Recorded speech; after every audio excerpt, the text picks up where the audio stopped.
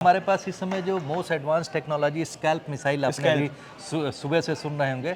Scalp missile की बात यह है कि साहब वो कुछ ही देशों के पास में है। हम लोग जो इन्फॉर्मेशन के अनुसार जो है इजराइल के पास में, हमारे पास में भी वो टेक्नोलॉजी है। तो स्कैल्प मिसाइल का यूज़ हुआ था, यूज़ हुआ है इस स्ट्राइक में। और अर्ली इन द मॉर्निंग जब हम लोग AI पे जो आप देख रहे हैं कि सर्च करने की कोशिश स्कैल्प को की गई, तो उसमें भी वो उस तरह से एग्जैक्ट इन्फॉर्मेशन नहीं दे पाए। तो आप समझ सकते हैं कितना एसोटेरिक है, कितनी कम इंफॉर्मेशन उसके पास में इस टेक्नोलॉजी के बारे में। और वो चाइनीज मान से हमारी स्कैल्प को रोकने की कोशिश में थे। हाँ, तो इट इज जस्ट लाइक कि आप एक नेट लगा करके रख दो घर पे। पाकिस्तान इज जस्ट लाइक कि उन्होंने अपने बॉर्डर पे नेट लगा करके रख दिया कि इंडिया की अगर कोई मिसाइल आएगी तो हमारे नेट पे फंस के चली जाएगी। लेकिन तो ऐसा होता नहीं है। जब स्ट्राइक होती है तो जो है ऐसा होता नहीं है। और दूसरी बात मैं मतलब सीरियस नोट पे ये कहूँगा कि जिस तरह से पहलगाम में जो है दुस्साहस किया था पाकिस्तान ने, आतंकवादी हमला करवाया था, उसमें जो है जो ऑपरेशन सिंदूर हुआ है, उस जो सेंटिमेंट इन्वॉल्व था ऑपरेशन सिंदूर के साथ, आप देखेंगे कि जिस तरह से महिलाओं के सिंदूर को जो है उन्होंने उजाड़ा।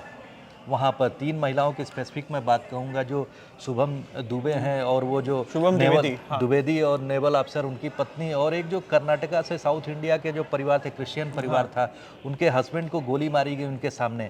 तो इस तरह से रिलीजन पूछ के जो गोली मारी गई थी, उसमें जो तीनों महिलाओं को उन लोगों ने कहा कि हम तुमको नहीं मारेंगे, तुम जाओ, गो एंड टेल मोदी, अपनी सरकार से जाके बताओ। तो जो उस तरह का जो भावना पैदा करने की कोशिश की गई थी, उसका बखूबी बदला लिया गया ऑपरेशन सिंदूर के माध्यम से। और भारत ने एक बात और किया कि जो बात में प्रधानमंत्री मोदी ने कहा था कि साहब हम जो आतंकवादियों को जो मिट्टी में मिलाएंगे, तो उन्होंने जो लश्कर हो और जो उसके जो हिजबुल मुजाहिदीन है, इनके जो कैंप हैं, जो भले ही वो कह रहे हैं कि रिहायशी इलाकों में हमला हुआ है, लेकिन बहावलपुर बहुत इंपॉर्टेंट है, लश्कर का एक तरह से हेडक्वार्टर है वहाँ पर।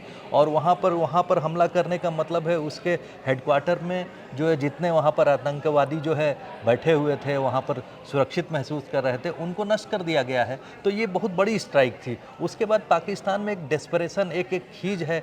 वो लोग, रिपोर्ट्स भले आ रही हैं, कुछ फेक न्यूज़ चल रही कि हमने इतने प्लेसेस पे अटैक रिटेलिएट किया है, लेकिन उसमें फ़िलहाल सच्चाई नहीं दिख रही है। हम लोग अभी 10 बजे तक जो हमारे यहाँ प्रेस कॉन्फ्रेंस होनी है आर्मी की तरफ से एक आधिकारिक, उसका इंतज़ार कर रहे हैं कि क्या किस तरह की स्ट्राइक हुई है।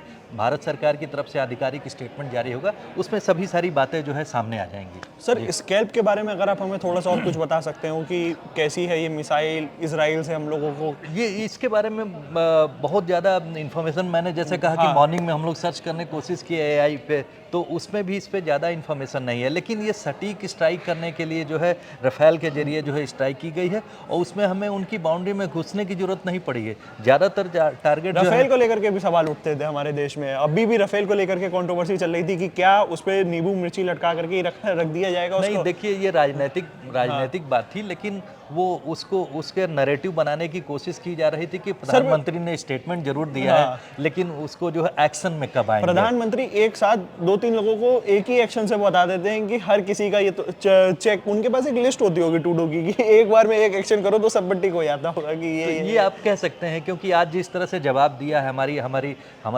जो सरकार ने जब जवाब दिया है इस तरह से पाकिस्तान को, और इस तरह से सभी जिस तरह के मुंह खुले हुए थे, सबको एक ही जवाब से उन्होंने जो है बंद कर दिया है।